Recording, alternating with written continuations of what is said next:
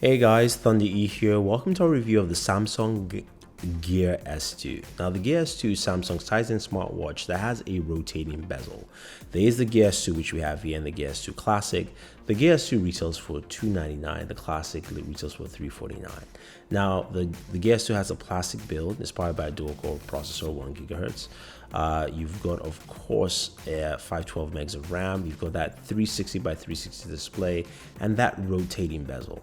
And I have to point this out, that rotating bezel makes all the difference. It allows you to rotate through the menus with ease and fluidity. The top button there is your initial one back button, and the bottom button is to take you back all the way home. So you can replace the straps. Samsung has a proprietary strap system that they use, which works really well, and it's easy to actually undock your device. Now, looking below there, you have a heart rate monitor, and you also have wireless charging built in, and we'll showcase that later on. Now, talking about just replacing those straps there for the device, it's really easy to snap it back in and put it back together. But the one thing I'll mention that because this is a proprietary Samsung piece of technology, it's something that you probably have to get straps from Samsung.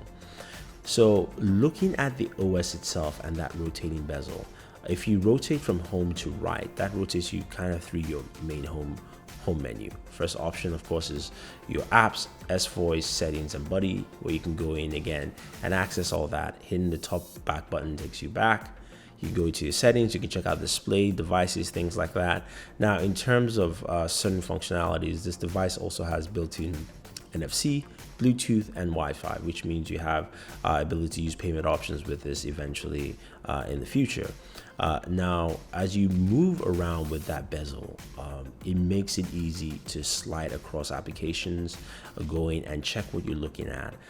And you can use the touchscreen if you want to, but what Samsung's really done here is making it easier so you can only tap in the center of the screen for your selection options, while rotating allows for navigation through.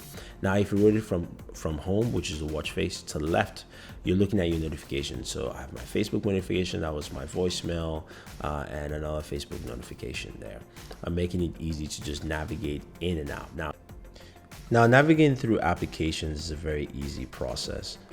You have a bunch of applications here, and Samsung has added things that you would generally use on a smartwatch, but a lot of the core applications, functions from your smartphones are through notifications. That being said, you have things like CNN, Bloomberg, you saw there, was just a timer.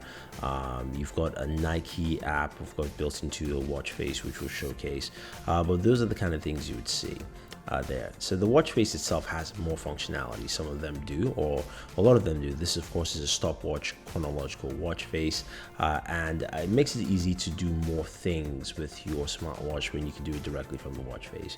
You've got a heart rate monitor watch face we can check out, as well as also the Nike watch face, which is for Nike Sports and CNN. I enjoyed using the CNN watch face because I was able to get in and out of my news and latest information by just simply tapping on my watch face and jumping into to get that information. So those are the kind of things you see from the Gear S2 with this Tizen applications there.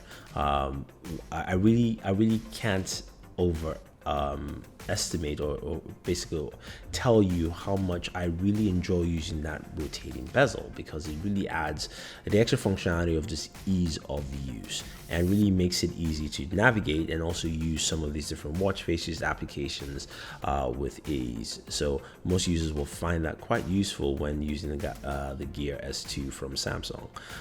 Now, in terms of messaging, you can of course view your messaging on your device here, the Gear S2. I think it's a much cleaner process. The one thing you notice, you can also reply from your Gear S2, and you've got a couple of reply options. You've got, of course, voice, you've got emoji, and you've got text via T9. Emoji is really simple, and rotating through, hitting the center of your display and you can go to the ones you selected. Text via T9 is a pain. Don't know why they added it here. trying to be cute, but it just doesn't work too well. Maybe my fingers are too big, but it just can't work too well. The voice prompt works well enough. You can use this to respond directly, on your device because you have a built-in microphone. So that goes in a long way in helping you get a quick response there.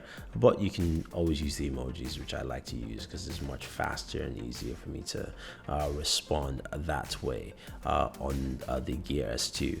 But I think a lot of people will like it and appreciate that. Now, the application gives you more functionality to your device. You can get more watch faces. You can download, you can set your watch faces directly from the Gear S2 app on your smartphone, on your Samsung or any other Android phone, by the way. You can manage your notifications. You get notifications from every single application and also services on your device. So it doesn't matter what application you have, you can push notifications over to your Gear S2 as expected. You also have the ability to manage your apps and apps placements into different app drawers. So when you go into apps and we go into the second app drawer, third app drawer, you can manage applications there and add applications to that directly from your Gear S2 app. Which is nice. Now, Samsung did say that this app will eventually come to iOS. So iOS users, if you're thinking about picking up the Gear S2, this will eventually be coming there pretty soon. So that's something that's nice. There's an app store which allows you to download apps.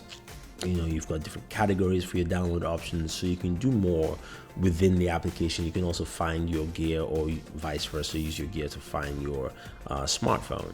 Now, charging on this device is wireless charging, and it's got a kind of like a magnetic wireless charging dock that basically allows it to charge, and of course holds the phone upright, as well as also there's an LED indicator. You can use your wireless charging from your Moto 360, but I found that it was not too effective in charging this device with its built-in battery. I have to say though, the Gear S2 is really a solid smartwatch from Samsung. I really can't state how useful that rotating crown makes navigating and using this much better and easier, especially on a round watch face. You get a really good functionality from there. To note also, the heart rate monitor does a really good job at actually detecting your heart rate closer to the right levels and matching. So I do like that on there. You can use it as a sports watch. You can use it just as a your general smartwatch for notifications. But again, I think Samsung has done a good job with Tizen on there. Battery life is also pretty solid at 2 to 3 days, which is what Samsung states, and it gets close to about 2 to 3 days. My use is about 2.5 with this device, so I have to say I'm glad it matches what they actually state there in terms of battery life.